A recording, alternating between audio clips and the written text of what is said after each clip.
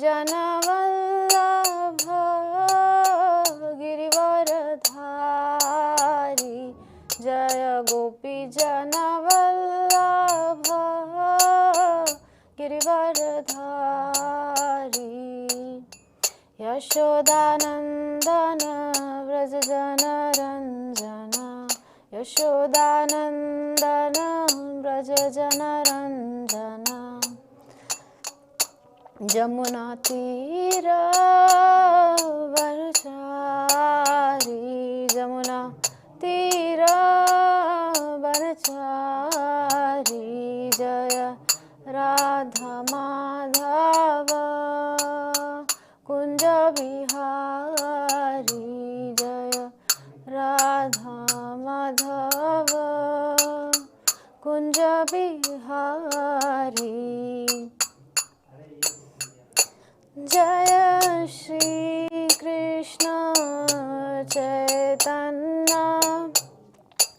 प्रभु नित्यानंद श्री अद्वैत गदाधर श्रीवासदि गौर भक्तवृंद हरे कृष्णा कृष्ण कृष्ण हरे हरे हरे राम राम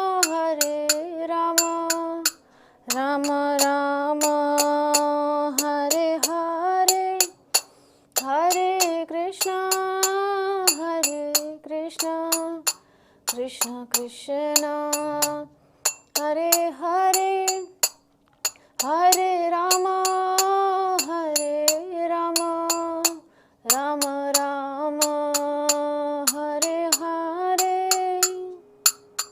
हरे कृष्ण कृष्ण कृष्ण हरे हरे हरे राम राम राम हरे हरे हरे कृष्ण कृष्ण कृष्ण हरे हरे हरे राम राम राम हरे हरे जय राधा माधव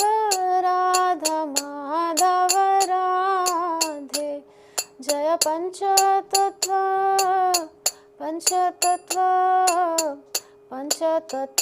जय पंचतत्व जय गौरनिताय जय गौरनिताय जय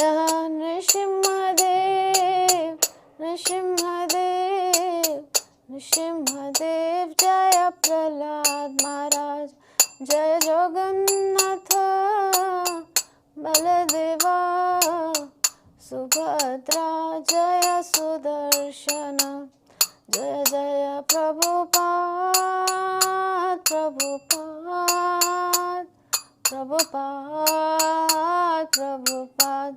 जय जय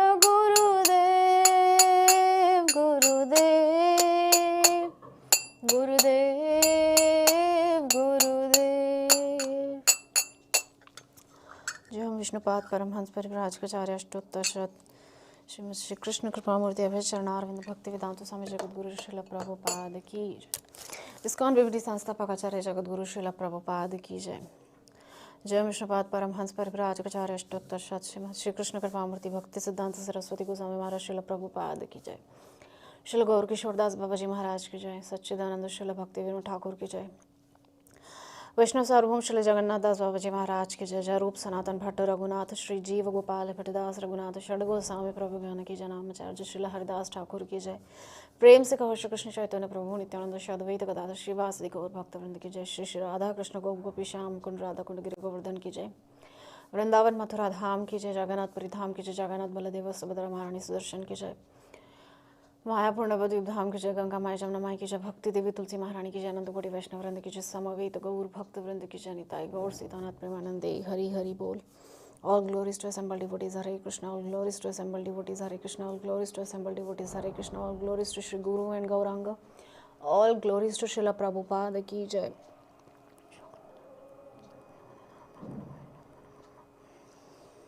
हरे कृष्णा। स्वागत है आप सभी का इस्कॉन मायापुर टीवी हिंदी के दैनिक श्रीमद् भागवतम पाठ में। तो जो क्रम चल रहा है वो है प्रथम स्कंद का त्रयोदश अध्याय, श्लोक संख्या 49। प्रथम स्कंद 13वां अध्याय, श्लोक संख्या 49। तो पहले हम मंगलाचरण करते हैं। ओम अज्ञानतिमिरान्धस्य ज्ञानाञ्जनशलाकया चक्षुरुन्मीलितं येन तस्मै श्रीगुरवे नमः। श्रीचैतन्यमनोभीष्टं स्थापितं येन भूतले स्वयं रूपकदा मह्यं ददाति स्वपदान्तिकं। वन्देऽहं श्रीगुरो श्रीयुतपदकमलं श्रीगुरून् वैष्णवांश्च। श्रीरूपं साग्रजातं सहगणरघुनाथान्वितं तं सजीवं साद्वैतं सावधूतं परिजनसहितं कृष्णचैतन्यदेवं श्रीराधाकृष्णपादान् सहगणललिता श्रीविशाखान्वितांश्च। नमो विष्णुपादाय कृष्णपृष्ठाय भूतले श्रीमते भक्तिवेदान्तस्वामिनिति नामिने। नमस्ते सारस्वते देवे गौरवाणी प्रचारिणे निर्विशेषा शून्यवादी पाश्चात्यदेशतारिणे। नमो महावदान्याय कृष्ण प्रेम प्रदायते कृष्णाय कृष्ण चैतन्य नामने गौरत्विषे नमः। हे कृष्ण करुणा सिंधो दीनबंधो जगत्पते गोपेश गोपिकाकांत राधाकांत नमोस्तुते। तप्त कांचन गौरांगी राधे वृंदावनेश्वरी वृषभानुसुते देवी प्रणमामि हरिप्रिये। वाञ्छाकल्पतरुभ्यश्च कृपा सिंधुभ्य एव च पतितानां पावनेभ्यो वैष्णवेभ्यो नमो नमः। जय श्री कृष्ण चैतन्य प्रभु नित्यानंद श्री अद्वैत गदाधर श्रीवासादि गौर भक्त वृंद। हरे कृष्ण कृष्ण कृष्ण हरे हरे, हरे राम राम राम हरे हरे। ओम नमो भगवते वासुदेवाय, ओम नमो भगवते वासुदेवाय, ओम नमो भगवते वासुदेवाय। नारायणं नमस्कृत्य नरं चैव नरोत्तमं देवीं सरस्वतीं व्यासं ततो जयमुदीरयेत्। नष्टप्रायेषु भद्रेषु नित्यं भागवत सेवया भगवती उत्तमश्लोके भक्तिर्भवती नैष्टिकी। हरे कृष्णा। तो आज का जो श्लोक है वो है प्रथम स्कंद के 13वें अध्याय का 49वां श्लोक।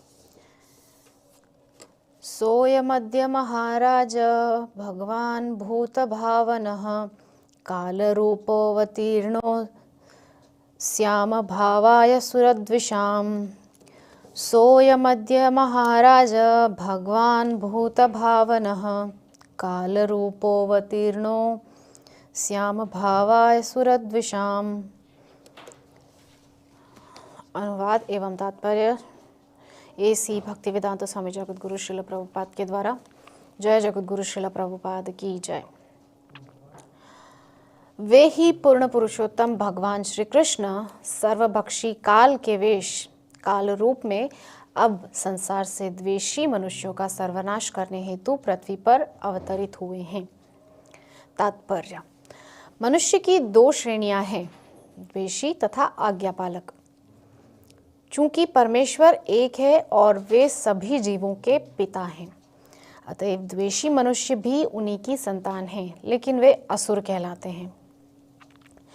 किंतु जो जीव सर्वोपरि पिता के प्रति आज्ञाकारी है वे देवता कहलाते हैं, क्योंकि वे जीवन की भौतिक अवधारणा द्वारा कलुषित नहीं होते हैं।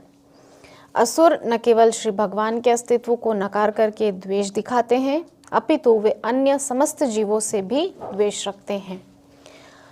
जगत में असुरों के प्राधान्य को कभी कभी श्री भगवान उनको पूर्ण रूपेण विनष्ट करके ठीक करते हैं और पांडव जैसे देवताओं का राज्य स्थापित करते हैं। छद्म रूप में काल नाम की उनकी उपाधि महत्वपूर्ण है। वे रंच मात्र भी भयावह नहीं हैं, अपितु वे शाश्वतता, ज्ञान तथा आनंद के दिव्य रूप हैं। जो भक्त हैं उनके सामने उनका वास्तविक रूप प्रकट होता है, किंतु जो अभक्त हैं उनके लिए वे काल रूप में प्रकट होते हैं, जो उनका कारण रूप है। श्री भगवान का यह कारण स्वरूप असुरों को तनिक भी सुहावना नहीं लगता, अतः वे श्री भगवान को निराकार मान लेते हैं, जिससे उनको झूठी सुरक्षा की भावना का अनुभव हो और वे ऐसा सोच सकें कि अब उन्हें श्री भगवान द्वारा नष्ट नहीं किया जाएगा। तो पहले तो हम ये जानें कि ये जो श्लोक है ये किस प्रसंग के अंतर्गत है। तो प्रसंग है श्री नारद जी महाराज युधिष्ठिर महाराज को यहाँ उपदेश दे रहे हैं। यहाँ नारद युधिष्ठिर संवाद चल रहा है, क्योंकि युधिष्ठिर के ज्येष्ठ पिताश्री यानी कि जो बड़े पिता होते हैं, पिता के बड़े भाई होते हैं, तो वो ज्येष्ठ पिताश्री अपनी पत्नी गांधारी को लेकर के जो है वहाँ से जा चुके हैं बिना बताए। विदुर जी उन दोनों को अपने साथ ले गए ताकि उनको जीवन के अंतिम क्षणों में भगवान की भक्ति, नाम, ध्यान ये सब प्राप्त हो सके। तो जब युधिष्ठिर जी महाराज अपने दैनिक नियम के अनुसार अपने ज्येष्ठ पिताश्री और ज्येष्ठ माताश्री को प्रणाम करने के लिए आए, तो उन्होंने देखा कि दोनों अपने कक्ष में नहीं हैं और ना ही विदुर काका है, दोनों नहीं हैं, तीनों नहीं हैं। ये सोच करके युधिष्ठिर जी महाराज को बहुत कष्ट हुआ, चिंता हुई, तरह तरह के विचार मन में आने लगे कि ऐसा क्या हो गया हमसे अपराध जो हमको बिना बताए दोनों तीनों चले गए यहाँ से। तो वहाँ पर संजय जो हैं धृतराष्ट्र के निजी सचिव हैं, जो सब समय उनके साथ ही रहा करते थे। तो जब वो संजय वहाँ पर आए तो युधिष्ठिर जी महाराज पूछने लगे कि क्या आपको इस बारे में कोई जानकारी है कि वो दोनों कहाँ चले गए हैं, मेरे दोनों बूढ़े माता पिता। तब उस समय संजय खुद भी बहुत चिंतित और आश्चर्य में पड़ गए कि मुझे खुद नहीं पता कि वो दोनों जो मेरे स्वामी है और स्वामिनी है वो पता नहीं कहाँ अचानक चले गए। इस बारे में मुझे कुछ भी पता नहीं है कि क्या संकल्प उनके मन में उठा, क्या उन्होंने सोचा और क्या हुआ जिसकी वजह से वो लोग चले गए इस प्रकार से। मुझे कुछ नहीं पता है इस विषय में। संजय खुद भी बहुत दुखी हुए। तब वहाँ पर श्री नारद जी महाराज प्रकट हुए। नारद जी महाराज उस समय सांत्वना देने के लिए युधिष्ठिर जी महाराज को आए और बताया कि क्या असल परिस्थिति है, कि असल में हुआ क्या था। वो सब बताने के लिए नारद जी महाराज वहाँ प्रकट हुए। तो यद्यपि युधिष्ठिर जी महाराज उस समय कष्ट में हैं, दुखी हैं, किंतु फिर भी नारद जी महाराज जब आए हैं तो नारद जी महाराज को प्रणाम किया है बाकायदा। और तत्पश्चात नारद जी महाराज से पूछ रहे हैं कि हे मुनि श्रेष्ठ, आप बताइए कि आपको यदि कोई इस विषय में कुछ ज्ञात हो कि कहाँ चले गए हैं मेरे ज्येष्ठ पिताश्री, ज्येष्ठ माताश्री और मेरे काका। तब नारद जी महाराज ने जो असल परिस्थिति है उससे उनको अवगत कराया कि आपके जो ज्येष्ठ पिता, ज्येष्ठ माता, आपके काका हैं, वो असल में तीर्थाटन करने के लिए चले गए हैं। आपको चिंता करने की ज़रूरत नहीं है। विदुर जी अपने निर्देशन में उनको भक्ति मार्ग की प्राप्ति करवाने के लिए लेकर गए हैं साथ में, ताकि जीवन के अंतिम क्षणों में उन दोनों को थोड़ा हरिनाम जप करने का, थोड़ा तीर्थाटन करने का, थोड़ा ध्यान करने का, हरि कथा सुनने का अवसर मिलेगा। क्योंकि विदुर जी एक महान वैष्णव हैं, तो इसलिए ऐसे महान वैष्णव का उनको सत्संग प्राप्त होगा, तो निश्चित ही वो दोनों इसी शरीर के द्वारा हरि भक्ति को प्राप्त करेंगे और भगवान के पवित्र धाम को भी प्राप्त कर पाएंगे। तो इसीलिए राजन, आप सारी चिंताएं जो हैं छोड़ दीजिए, सारी चिंताएं छोड़ दीजिए, क्योंकि आपके ज्येष्ठ पिता और माता बिल्कुल सही सलामत हैं और अगले कुछ ही दिनों में जंगल में लगने वाली भयानक अग्नि से उनका वो शरीर जल के भस्म हो जाएगा और उनको मुक्ति प्राप्त हो जाएगी। आप उनके लिए निश्चिंत रहिए। नारद जी भविष्यवाणी कर रहे हैं वहाँ पर। नारद जी तो सब कुछ जानते हैं, त्रिकालदर्शी हैं, क्योंकि भगवान के अवतार भी हैं, अंशांश अवतार हैं, अंश के भी अंश। तो इस प्रकार से नारद जी ने उनको बताया कि आपको बिल्कुल भी चिंता करने की आवश्यकता नहीं है, वो लोग बहुत सही सलामत हैं और जहाँ भी गए हैं बहुत अच्छे उद्देश्य से गए हैं। उनको भगवान की भक्ति प्राप्त हो जाएगी और इसी जन्म में उनको मुक्ति प्राप्त हो जाएगी। आपके काकाश्री के निर्देशन में वो लोग गए हैं, इसलिए आप उनकी चिंता करना छोड़ दीजिए। किंतु फिर भी युधिष्ठिर जी महाराज थोड़ा सा दुखी हैं, उनको कष्ट हो रहा है मन ही मन।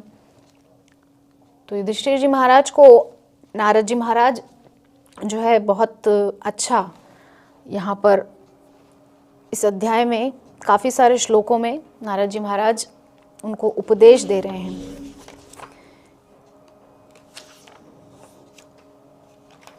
तो नारद जी महाराज 41वें श्लोक से बोलना शुरू किए हैं नारद जी महाराज, और इन सभी श्लोकों के माध्यम से युधिष्ठिर जी महाराज को समझा रहे हैं कि हे राजन, आप ये जो व्यर्थ की चिंताएं हैं ये सब आप छोड़ दीजिए, आप अपना धर्म निभाइए। तो आज हमारा 49वां श्लोक है, 49। तो इस पर हम थोड़ा चर्चा करते हैं। अनुवाद में कह रहे हैं कि वे ही पूर्ण पुरुषोत्तम भगवान श्री कृष्ण सर्वभक्षी काल के वेश काल रूप में अब संसार से द्वेषी मनुष्यों का सर्वनाश करने हेतु पृथ्वी पर अवतरित हुए हैं। तो नारद जी युधिष्ठिर जी महाराज को थोड़ा ज्ञान, तत्व ज्ञान समझा रहे हैं, क्योंकि वो थोड़ा सा दिग्भ्रमित हो गए हैं अपने ज्येष्ठ पिता और माता और काका श्री उनके विषय में सोच सोच कर थोड़ा सा चिंतित हो रहे हैं। इसीलिए उनके मन को शांति प्रदान करने के लिए नारद जी महाराज यहाँ पर थोड़ा तत्व ज्ञान उनको प्रदान कर रहे हैं। क्या कह रहे हैं कि राजन, जो श्री कृष्ण हैं, आपको जो आपके मामा के भाई लगते हैं, मामा के बेटे लगते हैं, जो आपको अपना भाई दिखाई देता है, असल में वो भगवान श्री कृष्ण सर्वभक्षी काल भी वही हैं। किंतु इस समय संसार में जितने भी द्वेषी मनुष्य हैं, उनका सर्वनाश करने के लिए अवतरित हुए हैं पृथ्वी पर। कौन? आपके भैया कृष्ण, आपके छोटे भाई, आपके मामा के बेटे। वो सिर्फ आपके मामा के बेटा, आपके भाई नहीं हैं, वो सर्व सृष्टि के जगन निवास सर्वोच्च सत्ता है, और वो ही काल भी है, जो काल सबकी मृत्यु सही समय पर जो आती है मृत्यु, वो काल रूप भी वही श्री कृष्ण है। किंतु वही काल रूप श्री कृष्ण इस समय पृथ्वी पर जो भी दुष्ट असुर प्रवृत्ति के लोग हैं, उनका सर्वनाश करने के लिए अवतरित हुए हैं। हाँ, तो तात्पर्य में श्रील प्रभुपाद ने कहा है कि मनुष्य की दो श्रेणियां हैं, एक द्वेषी तथा आज्ञापालक। तो आज सुबह को श्रील भक्ति चारू स्वामी गुरु महाराज का जो लेक्चर घर में हम सुन रहे थे, तो संयोग से उसमें गुरु महाराज इसी मुद्दे पर चर्चा कर रहे थे कि दो प्रकार के लोग इस दुनिया में होते हैं। एक होते हैं द्वेषी, एनवियस, और एक होते हैं आज्ञापालक, ओबीडियंट। तो जो द्वेषी होते हैं, असुर प्रवृत्ति के लोग, यानी कि भगवान जो भी आज्ञा देते हैं, देवताओं वो सब शिरोधार्य करते हैं। भगवान ने आज्ञा दी देवताओं को, जाइए समुद्र मंथन कीजिए, क्योंकि दुर्वासा ऋषि का शाप लगा था कि आप लोग श्रीहीन हो जाएंगे। तो जितना भी श्री था स्वर्ग का, पृथ्वी में जहां भी जो भी जितना भी श्री था, वो सब समुद्र में समा गया था। तो उसको पुनः समुद्र से बाहर निकालने के लिए समुद्र मंथन का जो उपाय है, वो श्री नारायण ने देवताओं को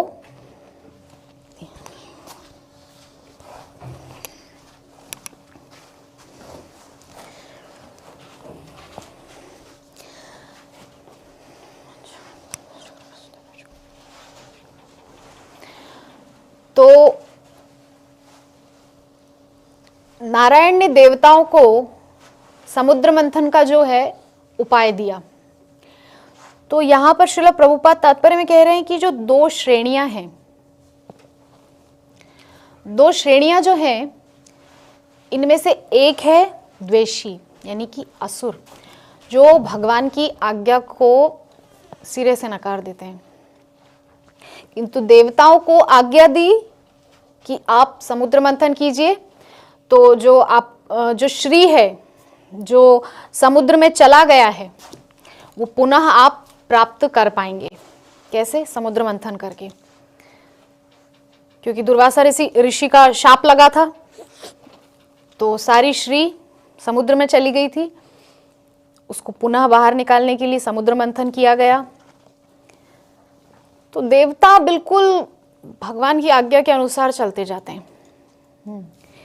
किंतु यहाँ पर श्रील प्रभुपाद कह रहे हैं, असुर जो हैं वो भगवान की आज्ञा को अवहेलना करते हैं। चूंकि परमेश्वर एक है और वे सभी जीवों के पिता हैं। यद्यपि असुर मान सकते हैं कि विष्णु हमारा शत्रु है, बैरी है, इस प्रकार से, किंतु असल में है तो सबका मूल वही। चाहे असुर हो, चाहे दैत्य हो, चाहे दानव हो, चाहे मनुष्य हो, पशु पक्षी, कुछ भी हो। तो अतएव द्वेषी मनुष्य भी उन्हीं की संतान है। निस्संदेह सब कुछ उन्हीं से आता है, सब कुछ के मूल वही हैं, लेकिन वे असुर कहलाते हैं। कौन? जो भगवान की आज्ञा नहीं मानते हैं। तो किंतु जो जीव सर्वोपरि पिता के प्रति आज्ञाकारी हैं, वे देवता कहलाते हैं। तो जो आज्ञाकारी हैं, मतलब वही अभी हमने उदाहरण दिया समुद्र मंथन की, भगवान ने आज्ञा दी तो उन्होंने तुरंत उस कार्य के लिए तैयार हो गए करने के लिए, क्योंकि वे जीवन की भौतिक अवधारणा द्वारा कलुषित नहीं होते हैं। क्योंकि जो देवता लोग होते हैं, मतलब जो दैवीय गुणों से युक्त होते हैं, उनके अंदर जो ये विकार हैं वो नहीं होते हैं। जैसे कि हमारे आचार्य और हमारे गुरु परंपरा श्रील प्रभुपाद, उन्होंने भगवान की आज्ञा के अनुसार ही जो है कार्य किया, इसलिए वो दैवीय गुणों से परिपूर्ण है। वो देवता है एक तरह से, क्योंकि वो भगवान की आज्ञा के अनुसार चलते गए। भगवान की आज्ञा है कि मेरी कीर्ति का प्रचार हो, मेरे नाम का प्रचार हो, और वही उन लोगों ने किया पूरी निष्ठा के साथ। और भौतिक अवधारणाओं से वो कलुषित नहीं होते, मतलब जो भौतिक विकार हैं वो उनको स्पर्श नहीं कर पाते। जो दैवीय गुणों से परिपूर्ण होते हैं उनको भौतिक विकार छू भी नहीं पाते। इसीलिए श्रील प्रभुपाद अपनी अंतिम श्वास तक उन्होंने जो है प्रचार निरंतर करते रहे। वो चाहे कैसी भी परिस्थिति रही, श्रील प्रभुपाद ने प्रचार किया है और हमको भी यही जो है उन्होंने उपदेश दिया है कि जितना ज़्यादा हो सके बुक डिस्ट्रीब्यूशन हो, प्रचार हो, श्रीमद् भागवतम का प्रचार हो, भगवत गीता का प्रचार हो, हरिनाम का प्रचार हो, महाप्रभु की दिव्य वाणी का प्रचार हो। तो आगे कह रहे हैं श्रील प्रभुपाद कि असुर न केवल श्री भगवान के अस्तित्व को नकार करके द्वेष दिखाते हैं, अपितु वे अन्य समस्त जीवों से भी द्वेष रखते हैं। तो यहाँ पर श्रील प्रभुपाद कह रहे हैं कि असुर न केवल श्री भगवान के अस्तित्व को नकार करके, तो यहाँ पर हम देखें हिरण्यकशिपु, न केवल उसका भगवान से द्वेष था, भगवान से प्रीति करने वाले जितने मनुष्य थे उनसे भी द्वेष था। और न सिर्फ हिरण्यकशिपु, इसके अलावा और भी बहुत सारे उदाहरण हैं श्रीमद् भागवतम में। राजा वेन हैं। तो इस प्रकार के जो असुर प्रवृत्ति के लोग होते हैं वो भगवान को भी नकारते हैं और भगवान को प्रीति करने वाले, प्रेम करने वालों को भी नकारते हैं। तो जगत में असुरों के प्राधान्य को कभी कभी श्री भगवान उनके पूर्ण रूपेण विनष्ट करके ठीक करते हैं। तो हम सभी जानते हैं नृसिम्हदेव जब हिरण्यकशिपु का साम्राज्य पृथ्वी पर फैल गया था, असुरों का प्राधान्य मतलब पूरी पृथ्वी पे हिरण्यकशिपु का राज्य था, तो उसको पूर्ण रूपेण नष्ट करने के लिए और एक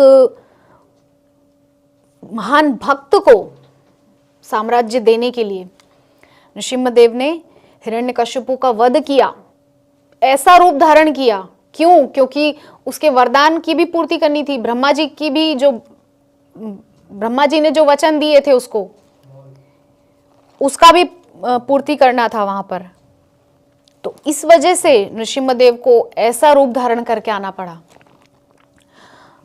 और उसके साम्राज्य को पूर्ण रूपेण नष्ट करके नृसिम्हदेव ने अपने भक्त प्रहलाद जी महाराज को गादी पर बैठाया और 36,000 वर्षों तक राज्य श्री प्रहलाद जी महाराज ने किया और निष्कंटक राज्य, एकदम कहीं किसी को कष्ट नहीं, एक जरा सा भी कष्ट नहीं। तो और पांडव जैसे देवताओं का राज्य स्थापित करते हैं। हम सभी जानते हैं भगवान कृष्ण ही असल में महाभारत के असली योद्धा हैं। जब बर्बरीक से पूछा गया था कि बताओ तुमने क्या देखा, जब तुमने युद्ध देखा तो तुमने क्या देखा, तो बर्बरीक ने कहा था कि मैंने देखा ये जो सारे बाण, ये तलवारें, ये सब चल रही थी, ये सब असल में कृष्ण के ही अस्त्र थे। कृष्ण ही सबका जो है वध कर रहे थे, बाकी सब तो बस ऐसे ही हाथ पांव चला रहे थे, निमित्त मात्र। भगवान ने गीता में कहा भी है, भगवत गीता में, कि अर्जुन तुमको सिर्फ निमित्त बनना है, बाकी सब तो मैं कर ही चुका हूं, तुमको सिर्फ जो है थोड़ा सा नाटक करना है यहाँ पे। तो ऐसे 64 करोड़ जनता का वहां पे उस समय वध हुआ था। तो जो भी दुराचारी थे, दंतवक्त्र, बाणासुर, द्विविध वानर, कंस, शिशुपाल, जरासंध, पता नहीं कितने कितने असुर, दैत्य, राक्षस, शाल्व, ऐसे दुराचारी राजाओं को जड़ से श्री कृष्ण ने उनका जो साम्राज्य था उसको समूल नष्ट किया और पांडव जैसे देवताओं का राज्य स्थापित करते हैं भगवान। तो कुंती माता भी अपनी स्तुति में, जब भगवान की वो स्तुति कर रही हैं, तो महारानी कुंती भी एक जगह बोल रही हैं कि आप तो असल में ऐसे महान राजाओं को गादी पर बैठाने के लिए और दुराचारियों का साम्राज्य समूल नष्ट करने के लिए आते हैं आप। जब कुंती महारानी इस चीज पर व्याख्या कर रही कि आप आते क्यों हैं इस संसार में, तो अलग अलग वहां पे उदाहरण दे रही है कुंती महारानी कि आप अच्छे राजाओं को गादी पर बैठाने के लिए, दुराचारियों को का साम्राज्य समूल नष्ट करने के लिए आते हैं, ब्रह्मा जी की प्रार्थना पर आप आते हैं, पृथ्वी की प्रार्थना पर आते हैं, देवताओं की प्रार्थना पर आते हैं, इस प्रकार से। तो यहाँ पर नारद जी महाराज भी युधिष्ठिर जी महाराज को यही समझा रहे हैं कि राजन, भगवान जो हैं इस समय पृथ्वी पर आए हैं दुराचारियों को हटाने के लिए, उनको समूल नष्ट करने के लिए और देवताओं का राज्य स्थापित करने के लिए। तो छद्म रूप में काल नाम की उनकी उपाधि महत्वपूर्ण है। श्रीमद् भगवद गीता में भी भगवान ने कहा है कालोस्मि, तो इस प्रकार से भगवान काल भी हैं। हम सभी जानते हैं जब ये शरीर हम सबका उत्पन्न होता है माता के गर्भ से, तो साथ ही साथ उसकी मृत्यु की तारीख भी निश्चित हो जाती है। श्रीमद् भागवतम के 10वें स्कंद में जब कंस को वसुदेव जी उपदेश दे रहे थे कि मृत्युर्जन्म बताम वीर देहेन सह जायते अद्यवाप्त शताम तैवा मृत्युर्वै प्राणिनाम ध्रुव, कि हे कंस, तुम किस मृत्यु से भय पा रहे हो? वही मृत्यु जो जन्म के साथ ही, हमारे साथ ही जन्म लेती है। जब ये शरीर जन्म लेता है, मृत्यु भी साथ में जन्म लेती है। तो तुमको उस मृत्यु से भय करने की क्या जरूरत है? भयभीत होने की क्या आवश्यकता है? किंतु वो जो काल रूप में भगवान है, असल में उसको, कंस को उनसे भय है, भगवान से भय है, क्योंकि वो असुर है। तो असुर जो हैं वो भगवान से भयभीत होते हैं, किंतु जो दैवीय प्रकृति के लोग होते हैं वो भगवान से प्रीति करते हैं, प्रेम करते हैं, संबंध स्थापित करते हैं। जैसे अर्जुन ने किया, सखा बनाया, गोपियों ने किया, अपना कांत बनाया। हाँ, तो वे रंच मात्र भी भयावह नहीं है। कौन भयावह नहीं है? भगवान भयावह नहीं है। किनके लिए भयावह नहीं है? भक्तों के लिए। लेकिन जो असुर प्रवृत्ति के लोग हैं, असुर प्रकृति के लोग हैं, उनके लिए वही भयावह बन जाते हैं।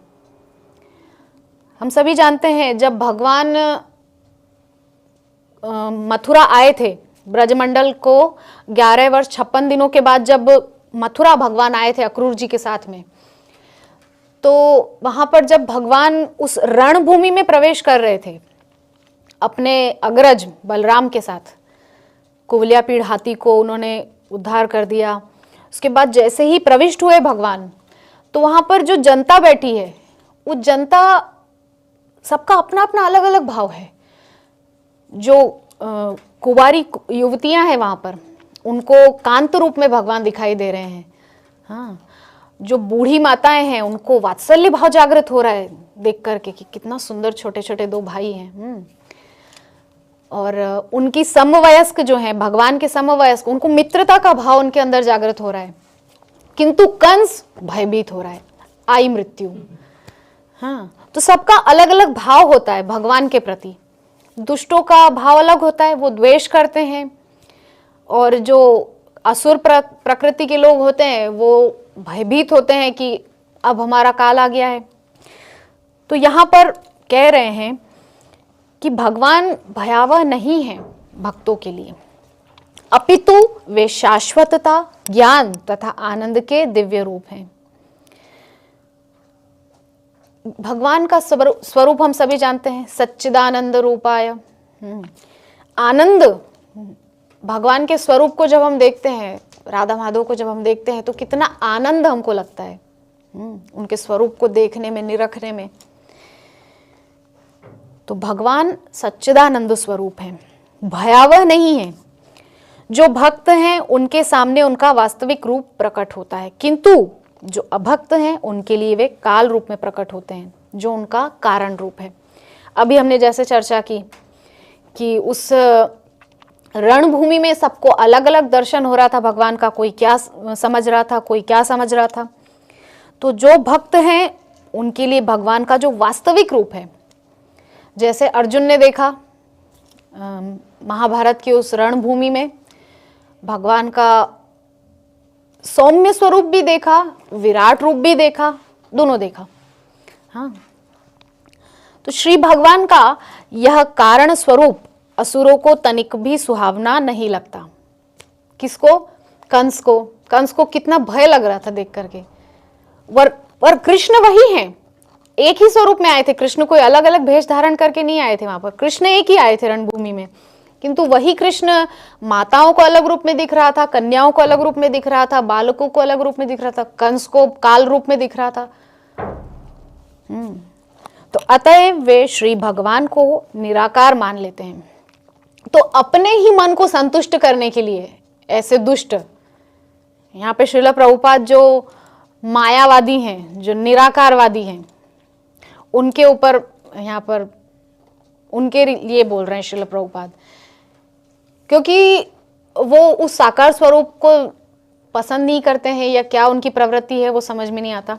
इसीलिए वो भगवान को निराकार मान के बस निराकारवाद को फैलाने की चेष्टा करते हैं कि भगवान तो बस एक ब्रह्म ज्योति है, बस उस पर ध्यान लगाया जाए।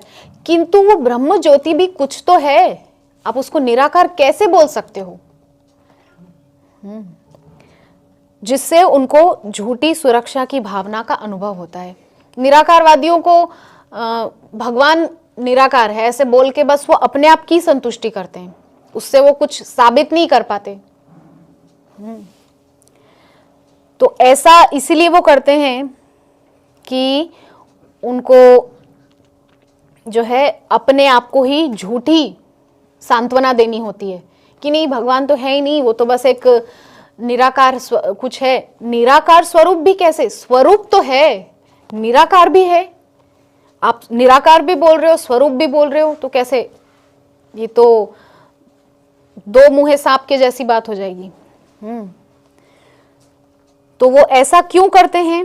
भगवान को निराकार मान लेते हैं जिससे उनको झूठी सुरक्षा की भावना का अनुभव हो और वे ऐसा सोच सकें कि अब उन्हें श्री भगवान द्वारा नष्ट नहीं किया जाएगा। तो जो निराकारवादी है वो भगवान द्वारा नष्ट ना होने के भय से, मतलब नष्ट ना होना पड़े, भगवान से बैर ना लेना पड़े, इसलिए जो है उनको निराकार मान के बैठ जाते हैं बस। तो ये जो निराकारवादी है, निर्विशेषवादी है, मायावादी हैं, ये जो आजकल भी हम देखते हैं बहुत सारे मेडिटेशन लेकर बैठ जाते हैं, बस मेडिटेशन में भगवान का ध्यान करो।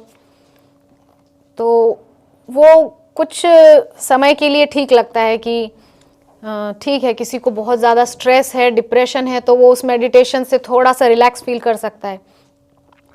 किंतु इस कलयुग में ध्यान लगाना बहुत असंभव है, बिल्कुल असंभव ही मान के चलिए उसको। तो यहाँ पर श्री नारद जी महाराज युधिष्ठिर जी महाराज को समझा रहे हैं कि आपको आपके ज्येष्ठ माता पिता विदुर काका की चिंता करने की आवश्यकता नहीं है, वे इस समय सुरक्षित हैं। तत्पश्चात नारद जी महाराज ने भगवान कृष्ण के काल रूप की यहाँ पर व्याख्या की है कि किस प्रकार से भगवान काल रूप में जो है असुरों को नष्ट करते हैं और दैवीय प्रकृति के लोगों को सुख प्रदान करते हैं, उनके लिए उनका स्वरूप बहुत प्रिय होता है। तो ये आज का श्लोक था, प्रथम स्कंद के 13वें अध्याय का 49वां श्लोक, जिसकी हमने व्याख्या की। इसके ऊपर अगर आपकी कोई जिज्ञासा प्रश्न हो तो आप पूछ सकते हैं। हरे कृष्णा। हरे कृष्णा। कुछ भी प्रश्न पूछो, ऐसे नहीं प्रश्न होता है। जो आपने वो बर्बरिक के बारे में बोला था ना, उनका थोड़ा हिस्ट्री बताइए ना, उसके बारे में। जी, असल में बर्बरिक जो है, हम सभी जानते हैं जब वन में पांचों पांडव अपनी माता कुंती के साथ गए थे तो वहां पर हिडिंब राक्षस ने उन पर हमला किया था और हिडिंब राक्षस का वध भीमसेन ने किया था। तो हिडिंब की बहन थी हिडिंबा, जिससे भीमसेन का विवाह हुआ था और उनका एक पुत्र हुआ था जिसका नाम था घटोत्कच। और घटोत्कच का विवाह हुआ था मौरबी नाम की एक कन्या से। और घटोत्कच और मौरबी का पुत्र है बर्बरीक, यानी कि भीमसेन का पौत्र है बर्बरीक। ठीक है, तो भीमसेन का पौत्र है बर्बरीक। तो असल में उसको अपने गुरु से ऐसी विद्या प्राप्त हुई थी कि वो जिस भी सेना में रहेगा वो सेना हार ही नहीं सकती, कुछ भी हो जाए वो सेना हार नहीं सकती। तो भगवान कृष्ण को चिंता ये हुई कि अगर किसी कारण से ये कौरवों की सेना में चला गया, इस समय मुझे वो स्मरण में नहीं आ रहा है, बर्बरीक, बर्बरीक के विषय में मैं बता रही हूं यहां पर। तो बर्बरीक जो है उसको अपने गुरु से कुछ ऐसे वरदान, कुछ ऐसी शक्तियां प्राप्त हुई थी। वो बोले थे कि जो हारेंगे उसके साथ से हम लड़ाई करेंगे। जिसका बल कम होगा, ये उसको अपने गुरु से कुछ ऐसी शक्तियां प्राप्त हुई तो जिसका बल कम होगा उसकी तरफ से वो युद्ध करेगा।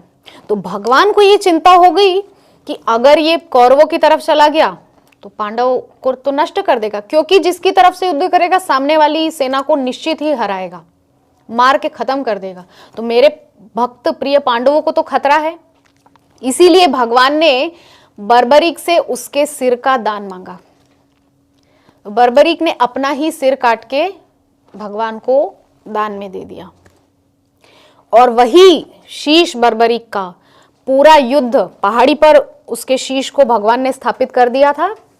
और वहां से उस बर्बरीक के शीश ने पूरा वो महाभारत का युद्ध अपनी आंखों से देखा। और बाद में उससे पूछा भी गया था कि तुमने क्या देखा युद्ध में, जो अभी हमने वर्णन किया था। तो वो कहता है कि मैंने यही देखा कि कृष्ण ही युद्ध कर रहे हैं, कृष्ण का तलवार चल रही है, कृष्ण की तरफ से बाण चल रहे हैं, मतलब ये सब युद्ध कृष्ण ने ही किया। अर्जुन का मान भंग करने के लिए भगवान ने ये लीला की थी। उस समय अर्जुन को मान हो गया था कि मेरे गांडीव की वजह से हम ये युद्ध जीत पाए हैं। तो अर्जुन का मान भंग करने के लिए भगवान पांडवों को बर्बरीक के पास लेकर गए। तो बर्बरीक ने बताया, तो जो है अर्जुन का मान भंग हुआ कि नहीं, युद्ध मैंने नहीं, ये सारा युद्ध तो भगवान ने ही किया है, ये तो सब शक्ति इन्हीं की है ना। तो ये बर्बरीक का इतिहास है। इसके अतिरिक्त आपका कोई और प्रश्न? मेरा एक प्रश्न है जी जैसे प्रभु। कभी कभी हम देखते हैं कि सत्वगुण पर भी हावी रजोगुण और तमोगुण हो जाता है। तो वो कभी कभी दैव लोग तो सत्वगुण का प्रतिनिधि करते हैं और असुर लोग तमोगुण रजोगुण का प्रतिनिधि करते हैं। तो सत्वगुण को कैसे वो लोग कभी कभी परास्त कर देते हैं? देखिए ऐसा होता है ना कभी कभी कि सृष्टि में, यहाँ पर भी हम लोग देखते हैं, हमारे दैनिक जीवन में भी सुबह सुबह हम लोग बहुत सतोगुण में होते हैं। अरे नहीं नहीं, सुबह सुबह हमको 16 माला जप करके कंप्लीट करना है। दोपहर आते आते थोड़ा रजोगुण आ जाता है, रात तक थोड़ा तमोगुण में चले जाते हैं, इस प्रकार से। तो हावी होता है सतोगुण पे रजोगुण तमोगुण, इस प्रकार से। तो वो सब लीला के अंतर्गत होता है। जो आपने बताया कि एक बार दुर्वासा ऋषि का शाप लगने की वजह से जो है वो श्रीहीन हो गए थे। तो श्रीहीन हो गए थे, राजा बलि ने आक्रमण किया तो देवता सब परास्त हो गए क्योंकि श्रीहीन हो गए थे। और शाप भी लगा था दुर्वासा ऋषि का कि तुम लोग श्रीहीन शक्तिहीन हो जाओगे। तो उस वजह से बलि ने आक्रमण जब किया स्वर्ग पे, तो सारे देवताओं को मार मार के भगा दिया। तो इस प्रकार से कभी कभी जो है रजोगुण हावी हो जाता है सतोगुण पे। ठीक है। इसका आंसर दूसरा ये भी हो सकता है कि जैसे कभी कभी जो शुद्ध भक्त होता है, जैसे युधिष्ठिर महाराज, हाँ वो सत्यवादी है, परम भक्त है, लेकिन फिर भी कभी कभी ऐसा होता है कि भगवान श्री कृष्ण जो बोले कि अस्वस्थ महते गज, इसको बोलो, लेकिन नहीं मैं नहीं बोल सकता हूँ। तो वो क्यों हुआ ऐसा? वो एक्चुअली जैसे बताया लीला के अंतर्गत होता है। तो भगवान श्री कृष्ण की वो लीला के अंतर्गत भी कुछ कुछ होता है, सभी देवताओं का नहीं होता, कुछ कुछ जो कृष्ण से कनेक्टेड होता है उसी का ऐसा, जैसे एग्जाम्पल के रूप में और क्या है, जैसे इंद्र किसको मार दिए थे? बलि का पिता विरोचन, जो जिसको सर काट दिया था इंद्र ने आके। तब तो भगवान विष्णु आके बहुत ही क्रोधित हो गए कि तुम लोग देवता हो कि इस तरह तमोगुनी काम क्यों करते हो, इतना क्रोध तो शोभा नहीं देता देवता लोगों को। विरोचन को मारे थे ना, प्रहलाद जी के पुत्र विरोचन। हाँ, विरोचन को मतलब मार दिया, एकदम काट दिए थे। अरे इसे निर्ममता किया था, ये नहीं करना चाहिए। वो देवता है, इंद्र देवता है, और बाकी सब अग्निदेव सभी मिलकर उनको हत्या किया था। तो वो लोग तो सत्वगुणी है, लेकिन फिर भी ऐसा क्यों हुआ? क्यों? इसीलिए हुआ क्योंकि उस समय भगवान विष्णु आए, तो वो कनेक्टेड हुआ। 33 करोड़ देवी देवता है, तो सबका उल्लेख नहीं है भागवतों में, महाभारत में, विभिन्न शास्त्रों में सबका उल्लेख, मतलब लीला उल्लेख, लेकिन वहां पे उल्लेख इसीलिए हुआ क्योंकि भगवान वहां पर आने वाले, तो जिसके लीला के अंतर्गत ऐसा कभी कर देता है। और इसके अलावा कभी कभी क्या होता है, इंद्र को अपनी जो है अपनी गादी का बहुत भय रहता है कि अगर कोई ज्यादा तपस्या कर लेगा, तो ज्यादा भक्ति कर लेगा, तो मेरा तो सिंहासन गया। तो इसीलिए सतोगुण पे रजोगुण हावी हो जाता है, और फिर उस भक्त को कष्ट देने के लिए, या वो जो तपस्या कर रहा है उसको कष्ट देने के लिए, वो रजोगुण से तमोगुण में आ जाता है इंद्रदेव। तो सतो से रजो, रजो से तमो में चला जाता है वो। तो जो है थोड़ा सा उनको भय भी रहता है इंद्र को, और थोड़ा अभिमान भी रहता है। इस प्रकार से कुछ विकारों की वजह से गुणों में उनके परिवर्तन आ जाता है, सतों से रजों में भी चले जाते हैं, रजों से तमों में भी चले जाते हैं कई बार, इसलिए ऐसा हो जाता है। इसका और एक शॉर्ट आंसर ये है, जैसे ये जो सतोगुण है, सतोगुण, रजोगुण, तमोगुण, ये तीनों ही गुरु महाराज बोलते हैं, तीनों ही एक रस्सी है। कैदियों को बांधने के लिए एक लोहे का चेन है, एक चांदी का चेन है, और एक सोने का चेन है। लेकिन है तो चेन ही, जब तक शुद्ध चेन नहीं होगा, शुद्ध सत्य जब तक नहीं होगा तब तक वो हावी, शुद्ध सत्य में कोई हावी नहीं हो सकता। लेकिन ये सत्य में हावी इसलिए हो क्योंकि मटेरियल है, तीनों मटेरियल है। जो देवी देवता है वो लोग सत्य गुण में है, लेकिन शुद्ध सत्य में नहीं है वो भी भौतिक मंडल ही है, वो भी वहां तक भी, स्वर्गलोक तक भी है ना, इसीलिए हावी होता है, इसीलिए सतों से शुद्ध सत्व में नहीं है, इसलिए हाँ, शुद्ध सत्व में भी, वो भी सत्य लोग वहां पे जाके, तपलोक, वहां जाकर के शुद्ध सत्व आता है ना। तो इसके अलावा कोई प्रश्न, जिज्ञासा, क्वेरी? है और कुछ? समय सीमा 2-3 मिनट बचा है बस। श्रीहीन भएर चाहिँ हाल्नुपर्ने कारण श्रीहीन भनेको देवताहरूलाई मात्र श्रीहीन भएको कि कसरी ल्याउनु भएको? श्रीहीन उहाँले स्वर्गको राजा इन्द्रलाई दिनुभएको उहाँको उयोले। अनि श्रीहीन लक्ष्मी भन्छ, लक्ष्मी काम हुँदैन, बल्ने काम हुने के कारण चाहिँ के त? सत्य में तो श्री प्रतिनिधि वो बोल रहा है प्रभु जी कि श्रीहीन होने का अर्थ क्या, शक्ति भी कम हो जाना है वो? हाँ, श्रीहीन मतलब शरीर का तेज भी चला जाता है उनका। श्री का अर्थ सिर्फ पैसा नहीं है, श्री का अर्थ है पूरी प्रोस्पेरिटी, शरीर से दिव्य तेज सब कुछ चला गया था इन देवताओं का, क्योंकि दुर्वासा ऋषि शाप दिए थे। दुर्वासा ऋषि गए थे वैकुंठ नारायण का दर्शन करने, नारायण ने प्रसन्न होकर अपनी माला उनको पहना दी। दुर्वासा ऋषि स्वर्ग आए, वहां इंद्र को देखा, इंद्र ने उनको प्रणाम किया, बहुत अच्छे से दंडवत प्रणाम किया। तो दुर्वासा ऋषि ने प्रसन्न होकर अपनी माला जो नारायण से लेकर आए थे वो पहना दी। इंद्र ने वो माला निकालकर अपने हाथी ऐरावत को पहना दी, ऐरावत ने निकाल के पैरों में कुचल डाली। तो असल में ये जो अपराध है ये है निर्माल्य का अपराध। भगवान का जो निर्माल्य होता है उसका बहुत महत्व है। इसीलिए अगर कोई आपको भगवान का निर्माल्य पहना रहा है तो पहन कर ही रखिए, निकालिए मत, बहुत उसका अपराध होता है।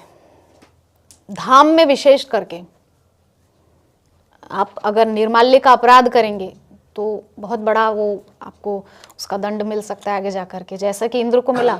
निर्माल्य का अपराध किया, भगवान की माला ऐरावत को पहना दी, ऐरावत ने पैरों में कुचल डाली, तो दुर्वासा ऋषि को आया क्रोध। दुर्वासा ऋषि ने बोला कि तुम इतने बड़े पदवी पर बैठ करके तुमको इतनी भी बुद्धि नहीं है कि भगवान के निर्माल्य को मैंने यदि तुमको दिया है तो उसको निकाल के तुमने अपने ऐरावत को क्यों पहनाया? जाओ तुम श्रीहीन हो जाओ। श्रीहीन हो गए। सारा जो भी ऐश्वर्य था स्वर्ग का वो सारा समुद्र में चला गया, सारे ऐरावत चला गया, जो जितनी अप्सराएं थी वो सब, रत्न, सुरा, अमृत, सब कुछ। अमृत पहले स्वर्ग में ही था, उसको निकालने के लिए अमृत मंथन का नाम उसको दिया गया। सब कुछ पहले स्वर्ग में ही था, हाँ। बाद में उसको पुनः निकालने के लिए वो समुद्र मंथन की लीला की गई, बाद में देवासुर संग्राम हुआ, बहुत सारा कुछ है ना।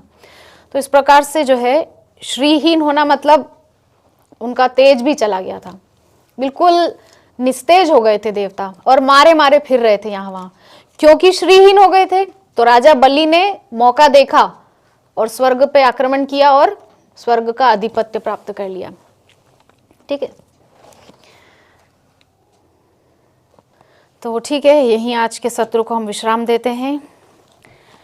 ग्रंथराज श्रीमद् भागवतम महापुराण की, जगत गुरु श्रील प्रभुपाद की, अनंत कोटि वैष्णव वृंद की, समवेत गौर भक्त वृंद की, निताई गौर सीतानाथ प्रेमानंदे।